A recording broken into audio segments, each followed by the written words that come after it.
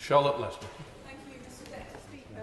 I'll try to keep it short as we keep getting reminded that time is of the essence with this bill, and I believe in quality, not length of debate. I appreciate the concerns articulated by members on the benches opposite, but I think we have to recognise that we're here discussing yet another reform to the education system because there is a problem. There is a two-tier system. We have gone down the ranks in terms of international comparison in our schools, and it is the poorest in our society who've borne the brunt. We have the biggest gap between private and state education currently in this country anywhere in the world. It's been said before in this chamber today, out of the 80,000 children on free school meals, only 45 have gone to Oxbridge. I know that will be a concern to members opposite, as it is to members on this side of the House. There is also the problem that those who have money are able to buy into a good state school, and those who are ideologically opposed to private schools can spend money that is equivalent to private school fees by moving into the catchment area to go to a school, often a faith school, that is a state school, certainly.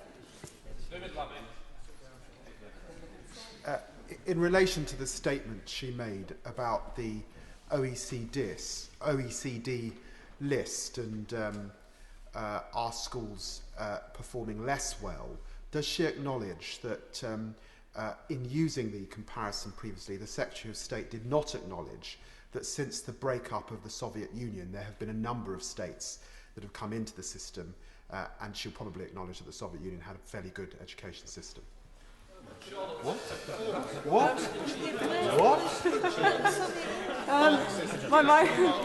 It's an interesting point, and I'll take that on board.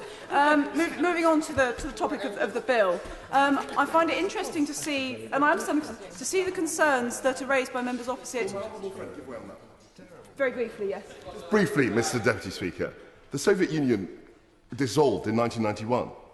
My honourable friend, the Secretary of State, was talking about comparisons between 1999 and today, and I just wanted to make that for the record. My honourable friend makes a point I was not going to make for the sake of moving on with the business of the bill, but I thank him very much.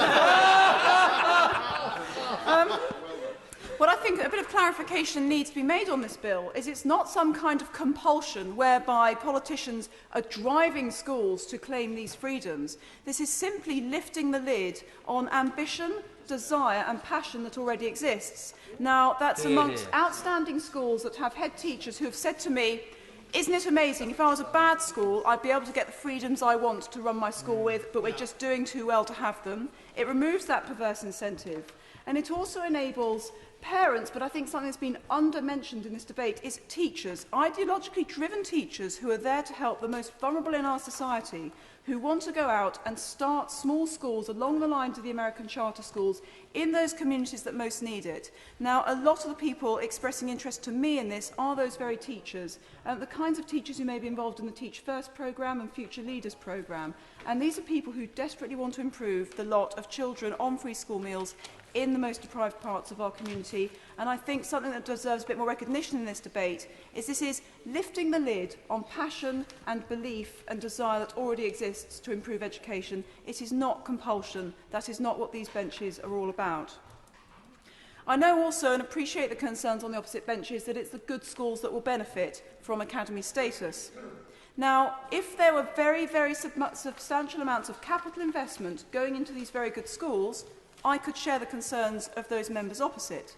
But the fact is, it's not huge amounts of money going into these schools. The good thing is that there can be improvement, and after 13 years, it's obviously very good news to everyone in the House that this is the case. There can be improvement without enormous injections of taxpayers' money. And that kind of improvement is allowing good head teachers, who are at the head of outstanding schools, to have the freedom to innovate and also to offer their innovations to schools that are struggling. And one aspect of this bill that I particularly welcome is not only the encouragement but the requirement for good schools that take on academy status to link up, not with outstanding schools, as the Shadow Secretary of State rather oddly implied, but with weakest schools that most need that help. And that's a point I think needs reiterating. Another aspect of the bill I think requires a bit of focus as well is the fact that for the first time academy proprietors and academy sponsors will be subject to freedom of information. Now, freedom of information is a thing that has made The past year and a bit for this House, extremely rocky. But all in all, I think it's an extremely good thing, and I'm extremely pleased that that kind of accountability and public accountability will apply to academies and free schools, so that we will have a proper test of whether we're actually doing what we want and expect them to do. But I was around, not as a member, but I was around in this House in the corridors, not the corridors of power, alas, when the 2006 Education and Inspections Act was going through. And I witnessed a huge amount of very sincere panic on what was then these benches, but now from the Labour Party, when the concept of trust schools were first floated. And there was very sincerely felt panic that this would open the floodgates, that it would be the end of the educational world, and that we'd all be going to hell in a handcart because local authorities weren't able to control the schools they were before. Now, 4 years on, has the world ended? No. 4 years on, has trust status enabled Orchard School in my constituency to link up as a trust with the Bridge Learning Campus, which is really driving very good improvements? Yes, it has. So my words to the benches opposite are, there's been a lot of panic over the Education Act in 2006, and I suspect a lot of what's being talked about here is conjecture and fear from the liberation of forces that are not government forces. So I'd seek to alleviate some concerns on the benches opposite in that vein. But it's important to see this bill not in isolation. You can't solve everything through structural reform alone. Sure, it's part of the equation, but I think what needs to be remembered when we're discussing this is there are far more measures that have been set out in the Coalition Manifesto that tackle standard issues and issues for standards in really struggling weak schools. Now, if we were to see this bill alone as the sole coalition offering on education, then perhaps some of the concerns expressed opposite may carry more weight. But they're not. In terms of improving discipline in struggling schools, which is one of the things that makes teaching for teachers in those areas so very difficult, we've got reforms on that. The pupil premium will send money directly to those children who most need it, and of course there's work to be done on that, but that is what this House is here to do. And particularly regards SEN, one of the things that I find most concerning and most scandalous is that pupil referral units over the last 10 years have become repositories for children with SEN at the same time as special schools have been closed down. Now, I know no one has wanted that to come about, but I think that has to be something that this House must look at. And I hope that the added responsibility on new academies to take care of children with SEN will improve that. But also, measures that we'll be taking forward will look at pupil referral units and other society and voluntary organisations that can perform that function better. Certainly. Thank you. I thank her for giving way. She says that the Coalition is very concerned about removing disadvantage within our education system. If that was the case, could she explain why these reforms, under these proposals, the first schools to become academies will be those that are already deemed to be outstanding?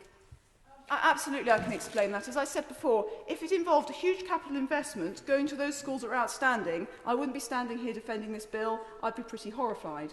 But the point is, schools that are outstanding have proved their worth. They know what they're doing it well. So it's a very easy and very simple thing to say to those head teachers who are doing well, with measures of accountability, carry on and share your best practice. Now, what we'd like to see is those kind of freedoms extended to all schools, but it has to be within an accountable structure. Moving on. Yes, certainly. I wonder whether the member would agree that outstanding schools need help more or less than schools in lower categories. And if she does she think it's right that it's outstanding schools that are getting the help and not the schools below those categories?